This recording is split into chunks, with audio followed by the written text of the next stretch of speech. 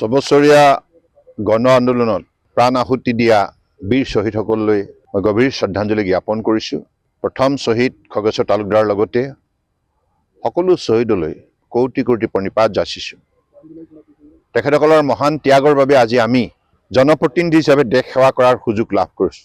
গতিকে আজি যদি আমি সমাজ সেৱা কৰাৰ বাবে মনোবল পাইছোঁ, কিবা এটা সুযোগ পাইছোঁ, এই সুযোগৰ অন্তৰালত আছে শ্বহীদসকলৰ মহান ত্যাগ আৰু কষ্ট। সেই আন্দোলনক মহিমূৰ কৰিবৰ বাবে কংগ্ৰেছে বহু অত্যাচাৰ চলাইছিল অসমীয়া জাতিৰ ওপৰত। তাৰ ফলত শ শ যুৱক যুৱতী আত্মবলিদান দিব লগা হৈছে আৰু লক্ষজনেও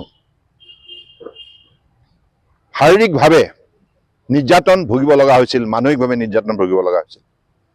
গতিকে আজিৰ তাৰিখত কংগ্ৰেছে জাতীয়তাবাদৰ কথা কয়, কিন্তু এই কংগ্ৰেছেই তেখেতসকলৰ শাসনকালত যি অত্যাচাৰ অসমীয়া জাতিৰ ওপৰত চলাইছে, অসমীয়া জাতিয়ে কেতিয়াও পাহৰিব নোৱাৰে। কেন্দ্ৰীয় মন্ত্ৰী সৰ্বানন্দ সোণোৱাল ডাঙৰীয়াই যোৱাকালি আমাক কৈছিলে যে শ্বহীদ দিৱসটো আমি দিল্লীতো আমি পালন কৰিব লাগে আৰু তাৰ কাৰণে এটা ব্যৱস্থা কৰা হৈছে। তো মই তেখেতক ধন্যবাদ জনাইছোঁ যে আমি ইয়াতো আজি শ্বহীদ দিৱসটো পালন কৰিব পাৰিম।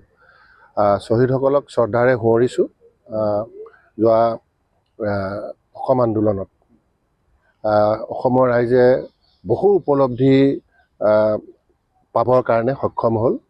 বিভিন্ন দিশত মই এটাকৈ তাক এনালাইচিছ কৰিব বিচৰা নাই বা মই ক'ব বিচৰা নাই, কিন্তু সামগ্ৰিকভাৱে বহু বিষয় অসমৰ ৰাইজে ল'বৰ কাৰণে সক্ষম হ'ল আৰু তাৰ জৰিয়তে আমি এতিয়া অনুভৱ কৰোঁ যে অসমৰ বিভিন্ন দিশত আজি পৰিৱৰ্তনবিলাক আহিছে আৰু আগন্তুক দিনতো যদি সঠিক মূল্যায়ন হয় তো মই ভাবোঁ অসমখনে আৰু ভালকৈ উন্নতি কৰিবৰ কাৰণে সক্ষম হ'ব।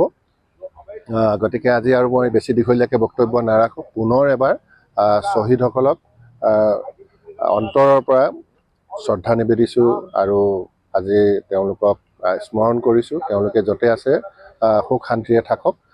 লগতে যিসকলে নিৰ্যাতিত হৈছিলে, পংগু হৈছিলে, সেইসকলেও যাতে ভালে থাকক, তেওঁলোকৰো যাতে পৰিয়াল সুখ শান্তিৰে থাকক, এইখিনি কামনা কৰিছোঁ।